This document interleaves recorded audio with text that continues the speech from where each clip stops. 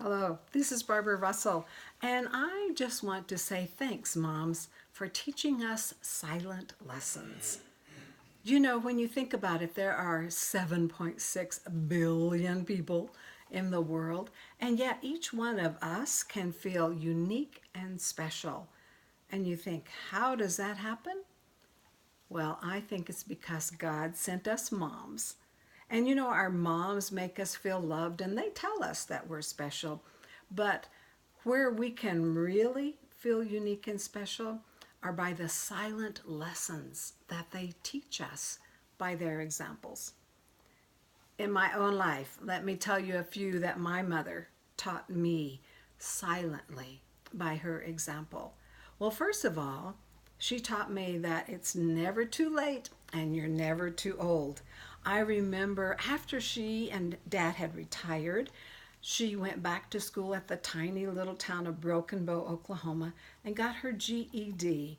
Now, her kids were already grown and had lives of their own, but she was teaching me it's never too late and you're never too old. I remember that silent lesson for sure. I went back to school late myself.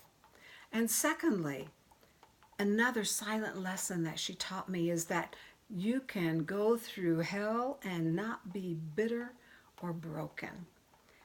As you perhaps know, my mom suffered sexual abuse at the hands of her father for many years. In addition to that, she lived through the Great Depression. Wow, those two experiences alone would make anyone feel hurt, resentful, and very bitter. But my mom never did. She had the smile and she was grateful. I remember she would always save those plastic cups and sacks, and she started recycling before that was ever the thing to do. So there were some results of that, but she faced them with a smile. And she taught me to go through the things that I've gone through.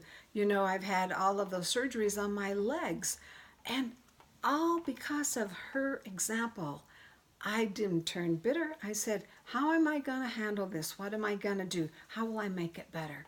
Another silent lesson, Mom, that I thank you for. And the other lesson that she taught me silently by her example was the fact that you can give 100% of your love and your life to God, to your husband, to your children, and to yourself.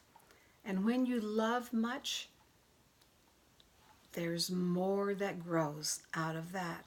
I remember she took care of herself even later, going back at 68 years of old to get some help for that abuse.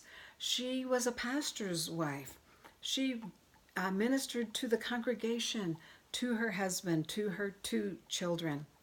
So she showed us silently that you can love, and the more you love, the more it will grow.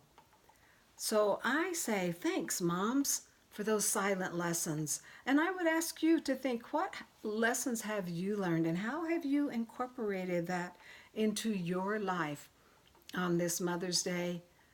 I encourage you to give a big shout out to your mom. Let her know that you say thanks, Mom, for silent lessons.